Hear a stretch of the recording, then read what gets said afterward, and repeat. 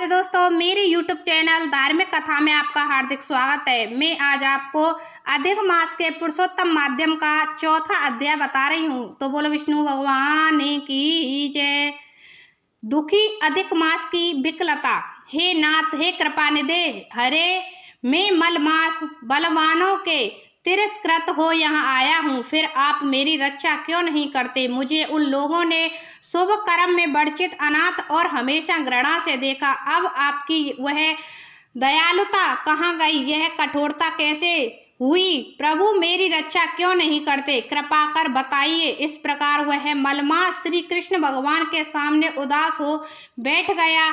तब द्रवीभूत हरि अपने सामने बैठे मलमास से दीन वचन बोले, हे पुत्र, तू अत्यंत दुखी मग्न है, तू सोच मत कर, मैं तेरा दुख दूर करूंगा। यहाँ आकर महादुखी चांडाल भी सोच नहीं करता है, फिर तू क्यों सोच में डूब रहा है। तुझको दुखी देख यहाँ के बैकुंठवासी विस्मित हो गए हैं, तू मरने की इच्छा क्यों करता है।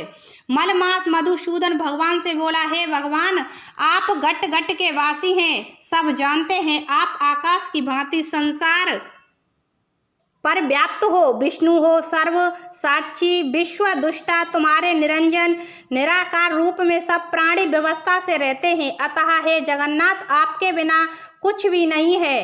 हे भगवान, मुझ अभागे की पीड़ा को क्या आप नहीं जानते। क्षण लव मुहूर्त पक्ष मास और दिन रात्रि अपने स्वामी की आज्ञा से सदा अभय हो आनंद करते हैं, किंतु मेरा न नाम है, न मेरा कोई स्वामी है और न कोई आश्रय। इसीलिए देवता भी मेरा निरादर करते हैं कि यह शुभ कर्म में निषिद्ध है। अंध परंपरा वाले सदा ऐसा कहते हैं, अतः मैं मरना चाहता हूँ। ऐसे जीने से तो मरना ही अच्छा है। हे महाराज, आप दूसरों के दुख को देख नहीं सकते और सबका उपकार करने वाले हैं, ऐसा ही वेद पुराणों में प्रसिद्ध है। मैं मरूंगा, मैं मरूंगा, मैं मरूंगा, इस प्रकार बारंबार कहकर वह शांत हो गया।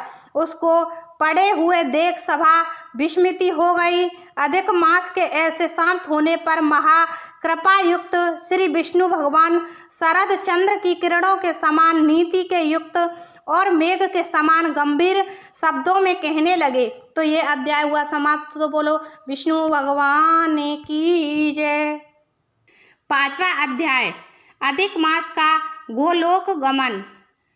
श्री नारायण ने कहा, हे वत्स, हे निरीश्वर, तेरा दुख मुझे निवारण होने योग्य दिखाता है।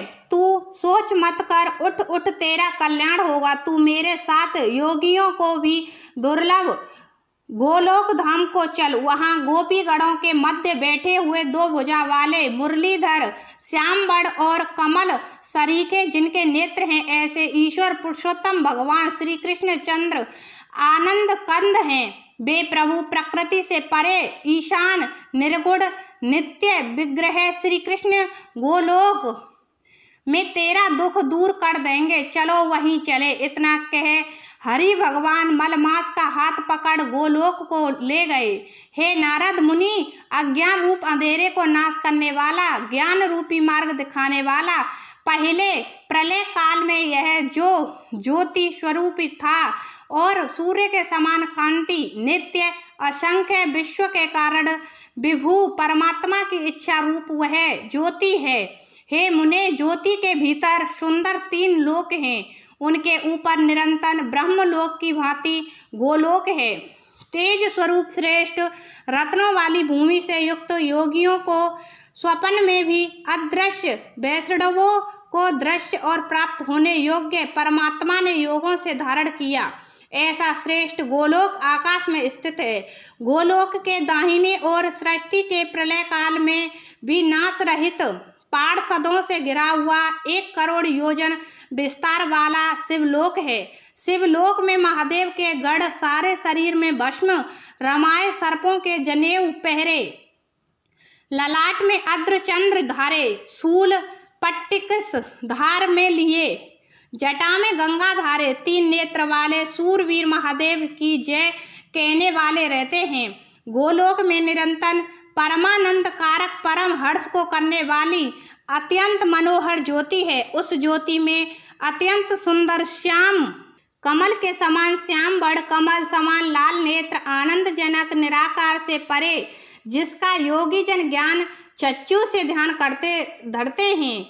पूर्ण चंद्रमा के समान अत्यंत दीप्तिमान मुख, मधुर मुस्कान युक्त, पीले वस्त्र पहने, कौस्तुक भमड़ी से सुशोभित, करोड़ों श्रेष्ठ रत्नों से जड़ित मुकुट और कंकड़ से शोभित, रत्नों के सिंहासन पर बैठे हुए, वनमाला से शोभायमान, वे ही परम पूर्ण ब्रह्म श्री कृष्ण स्वेच्छा में सर्वबीज सर्वाधार, भक्तजनों पर अनुग्रह करने वाले, निर्विकार अत्यंत परिपूर्ण प्रभु रास मंडल के मध्य में बैठे, मंगलों में मंगल, परमानंद घन, सत्य अच्छे अभ्यय, सब सिद्धियों के ईश्वर, सब सिद्धि रूप और सिद्धि देने वाले, प्रकृति से परे हैं, ये ही श्री कृष्ण हैं। यो कहकर वे अधिक मास को साथ ले गोलोक में जा पहुँचे। तो अध्याय हुआ समाप्त। बोलो विष्णु भगवान की जय।